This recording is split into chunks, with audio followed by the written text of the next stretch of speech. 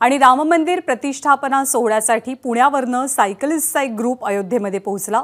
पुणे ते अयोध्या हे 1.5 किलोमीटरचं अंतर 13 दिवसात या ग्रुपनं पूर्ण केलंय। राम मंदिर सोहळ्याच्या ऐतिहासिक क्षणाचे साक्षीदार होण्यासाठी या सायकलवीरांनी हा सगळा प्रवास केलाय।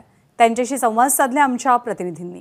आपल्यासोबत पुण्याचा ग्रुप आहे। हा सगळा सायकलवर पुणे ते अयोध्या असा प्रवास करत आलेला आहे आणि कशा प्रकारे यांनी हे ठरवलं की सायकलवर हे सगळा प्रवास करायचा आणि किती जण आहेत हे आपण जाणून घेऊयात। आपल्यासोबत गिरीश सर आहेत। सर, कशा प्रकारे तुम्ही हे ठरवलं की सायकलवर प्रवास करायचा आणि किती जण आहात तुम्ही?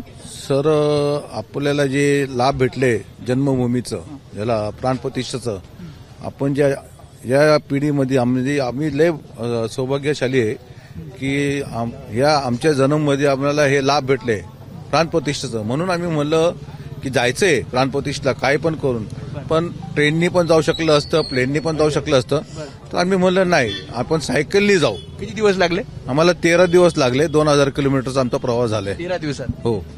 किती जण होतात ग्रुपमध्ये तुम्ही? 10 लोक आम्ही ग्रुपमध्ये होतो। 10 जण। हां, आणि सगळे सायकलिस्ट आहेत आणि सगळ्यांनी ठरवलं की आपल्याला जायचं। ग्रुप आहे हा सगळा? पुण्यातला ग्रुप आहे।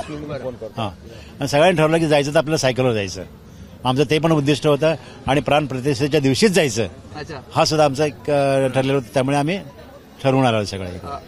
त्रास झाला? थंडी, कडाक्याची थंडी होती आधीमध्ये? थंडीचा खूप त्रास झाला, कोरा होता, धुक्याचं हे असल्यामुळे खूप त्रास झाला तसं।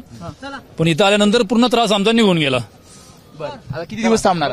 किती दिवस थांबणार? अजून 22-23 तारखेपर्यंत आहोत आम्ही इथे।